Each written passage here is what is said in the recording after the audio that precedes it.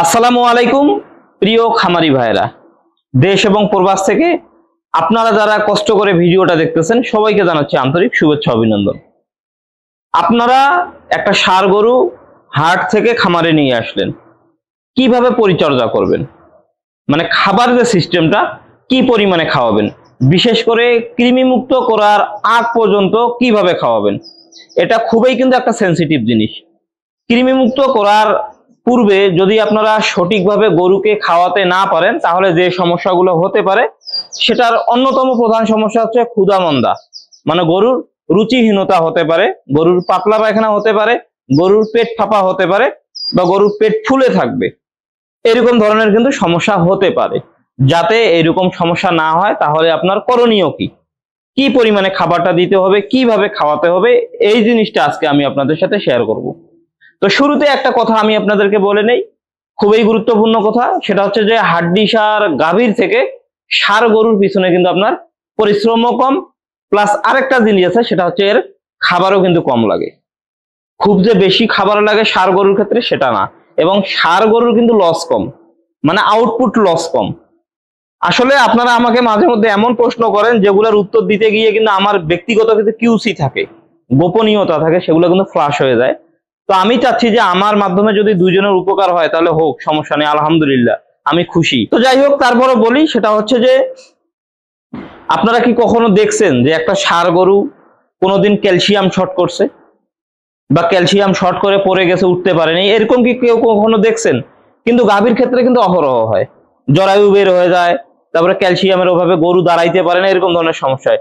এজন্য গাভীর ক্ষেত্রে কিন্তু একটু কিন্তু আপনার খাবারের পরিমাণটা বেশি যায়, কিন্তু ষাঁড়ের ক্ষেত্রে কিন্তু যায় না বললেই চলে। তো এখানে যে আপনারা ষাঁড় গরুগুলা দেখতে পাচ্ছেন, এই গরুগুলা মোটামুটি সবগুলাই এক সাইজের, শুধু এটা একটু বড় সাইজের। তো এটার ক্ষেত্রে যেটা করব সেটাও আমি আপনাদের সাথে শেয়ার করতেছি। এই গরুগুলা এখন থেকে বিক্রি করা পর্যন্ত আমি সকালে 1 কেজি, বিকালে 1 কেজি দিব, বড় জোর সকালে 1.5 কেজি, বিকালে 1.5 কেজি দিব বিক্রি করা পর্যন্ত। এবং ওই দিকের যে গরুটা দেখতে পাচ্ছেন ওইটাকে আমি আপাতত সকালে আমি 1 কেজি দিচ্ছি, বিকালে 1 কেজি দিচ্ছি, কিন্তু ওইটা আর 1 মাস পরে যেটা করব সেটা হচ্ছে যে ওইটা সকালে 1.5 কেজি, বিকালে 1.5 কেজি, অথবা 2-4 কেজিতে যেতে পারে, একেবারে কর্নারেরটা। কিন্তু এই গরুগুলোকে আমি 1 কেজি অথবা সকালে 1 কেজি, বিকালে 1 কেজি, অথবা সকালে 1.5 কেজি, বিকালে 1.5 কেজিতেই কিন্তু এগুলোকে ফ্যাটেনিং করে ফেলবো ইনশাল্লাহ। এবং পানির বিষয় যেটা, পানি কিন্তু খুব বেশি লাগে না ষাঁড় গরুকে, ষাঁড় গরুকে একটু মাখা মাখা করে খাবারটা রেডি করে দিতে হয়। তো ইতিমধ্যে আপনারা এখানে দেখতে পাচ্ছেন, এখানে কিন্তু আমি যেহেতু আমার গরু হচ্ছে 1, 2, 3, 4, 5, 6টা ষাঁড় গরু, 6টা ষাঁড় গরুর জন্য আমি যেটা করছি সেটা হচ্ছে 1, 2, 3, 4, 5, 6, এই যে 6টা আমি বালতি নিয়েছি অলরেডি, এইটা হচ্ছে বড় গরুটার ক্ষেত্রে। এবং বাকি যে গরু আমার 5টা আছে, 5টার ক্ষেত্রে এই যে পানি যে দেখতে পাচ্ছেন, এখানে কিন্তু পানিটা কিন্তু কম করে নেওয়া আছে। এবং এই গরুগুলোকে আমি যেটা করব সেটা হচ্ছে যে সকালে 1 কেজি খাবার দিব, পাশাপাশি এগুলোর পিছনে আমার পানি থাকবে সর্বোচ্চ 8 লিটার, মানে সকালে 8 লিটার পানি, সাথে হচ্ছে যে 1 কেজি যে আমি দানাদার খাবারটা দিচ্ছি। বিকালে যেটা করব যে আবার 8 লিটার পানি থাকবে, 1 কেজি খাবার দিচ্ছি, এটা কৃমি মুক্ত করার আগ পর্যন্ত। এই হচ্ছে মূলত আমাদের গরুর খাবার, ঠিক আছে? এখন এগুলোকে যেহেতু অভ্যাস করাচ্ছি, এখানে পানি 8 লিটারের মতো নিচ্ছি, দেখুন এই যে দিয়ে দিলাম। ঠিক সেম সিস্টেমে কিন্তু ওগুলা তো খাবার দেওয়া আছে, ওগুলো তো অলরেডি দিয়ে দিছি, কারণ ভিডিওটা তো আমি লং করতে পারতেছি না এক বিষয় নিয়ে, আর একটু করে দিয়ে দেই।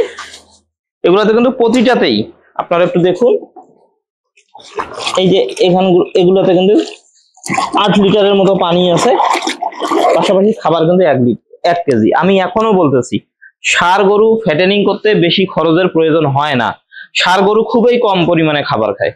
এবং ষাঁড় গরুতে আসলে ইনজেকশন ছাড়া যে ফ্যাটেনিং করা সম্ভব সেটাও আমি এবার আপনাদেরকে দেখাবো ইনশাল্লাহ। তো আমরা শুরু করে দিয়ে দিই, গরুকে এই দিক দিয়ে দেই, এই দিক দিয়ে আমরা দেওয়া শুরু করি।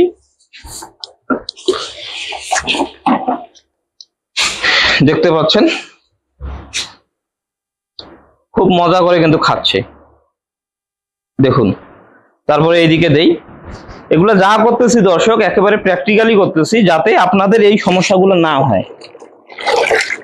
অনেকেই আছে যে বিভিন্ন ধরনের ভুলভাল তথ্য দিবে আপনাদেরকে, যাদের অভিজ্ঞতা এগুলো বিষয়ে কম, তারা দেখবেন যে ভুলভাল তথ্য দিবে, আপনারা কিন্তু একটা সময় গিয়ে দেখবেন যে সবকিছু গুলাই ফেলছেন। দেখুন, এই পরিমাণেই খাওয়াবো। কৃমি মুক্ত করার পরে হাফ কেজি করে খাবার সকালে বা হাফ কেজি বিকালে বাড়াতে পারি, এর বেশি কিন্তু খাবার বাড়াবো না। এগুলাতে ইনশাল্লাহ গরু ফ্যাটেনিং হয়ে যাবে। তারপরে এই কালোটার অবস্থা দেখি কি হয়।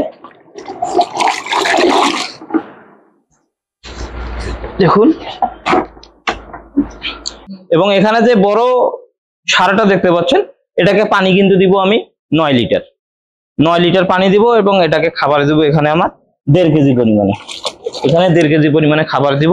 এবং এই যে খাবারটা আপনারা দেখতে পাচ্ছেন, এই খাবারটা কিন্তু গাভী এবং ষাঁড় দুটাই ফ্যাটেনিং করার জন্য রেডি করা হয়েছে। ইনশাল্লাহ ভালো কিছু একটা হবে আশা করা যায়।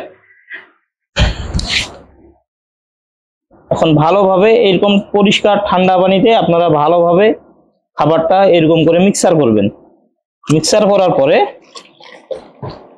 গরুটাকে খেতে দিবেন। এই যে দেখুন,